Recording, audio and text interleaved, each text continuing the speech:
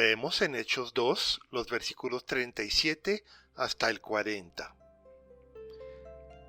Las palabras de Pedro traspasaron el corazón de ellos, quienes le dijeron a él y a los demás apóstoles: «Hermanos, ¿qué debemos hacer?».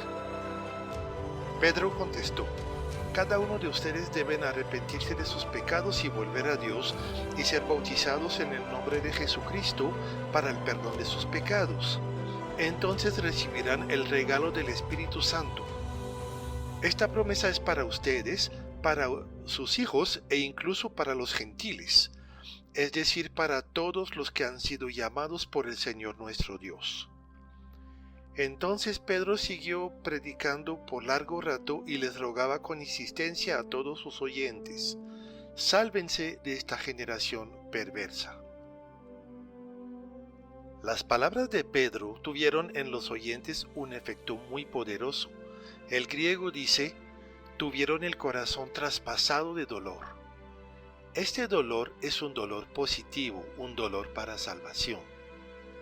Claramente, un impacto tan profundo no proviene de la oratoria de Pedro, sino de una convicción profunda de parte del Espíritu Santo. La reacción de estos hombres es correcta. ¿Qué debemos hacer? La revelación del plan de Dios demanda una respuesta de parte nuestra.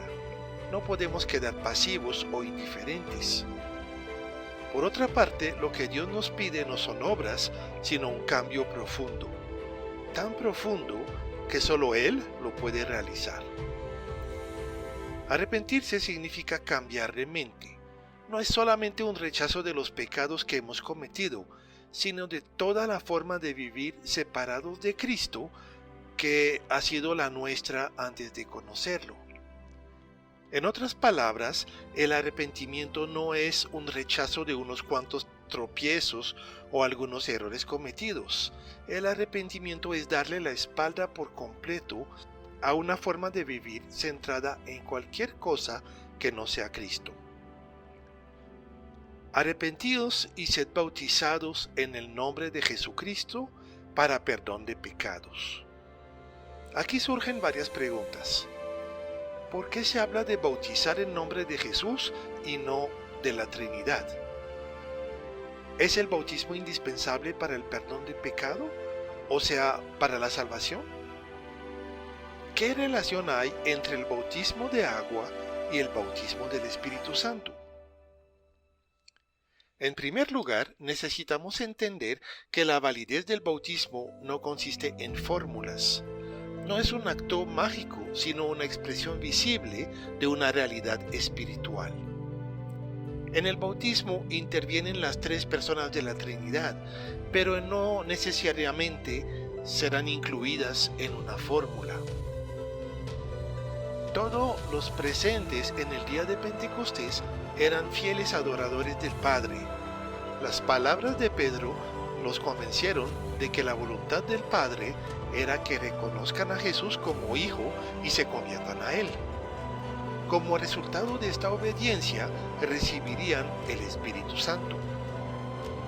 Entonces claramente están presentes las tres personas, sino que Pedro pone el énfasis en ser bautizados, o sea, convertidos en el nombre de Jesús, el cual había sido rechazado y crucificado por los judíos. Cabe recordar que en ningún momento se pueden oponer las palabras de Jesús a la enseñanza de los apóstoles. Todo lo que es reportado en los evangelios lo fue por medio de los discípulos. Es una base de nuestra fe creer que Dios no se contradice a sí mismo. En cuanto a si el bautismo es necesario para la salvación, sabemos que no lo es. Pero es un acto de fe y obediencia, el cual en el contexto de Pentecostés no se podía separar del arrepentimiento. Aunque muchas veces el bautismo en agua suceda tiempo después de la conversión, y aunque algunos cristianos nunca sean bautizados, lo que no pone en entredicho su salvación, hay momentos especiales en los cuales Dios llama y entonces hay que obedecer sin discutir. O sea que el bautismo es importante, es un acto de obediencia, pero no define la salvación. Ahora bien, Si el bautismo en agua es la señal de una realidad espiritual, consideremos esta realidad. Ya hemos visto que bautizar significa sumergir, empapar o impregnar. Es una acción duradera y definitiva.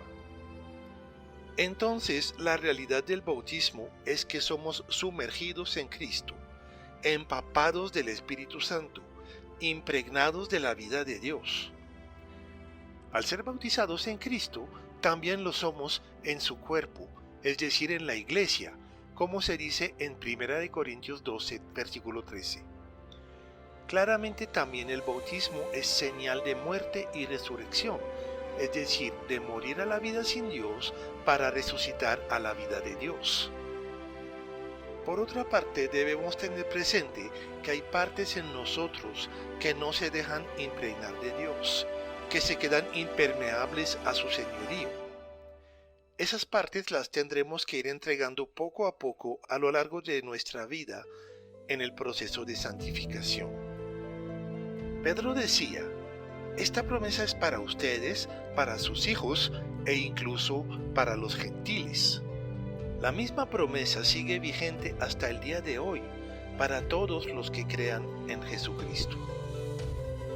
La generación actual en este mundo, como todas las anteriores, va rumbo al juicio y a la perdición, y necesitamos de la gracia de Dios para escapar de esta maldición.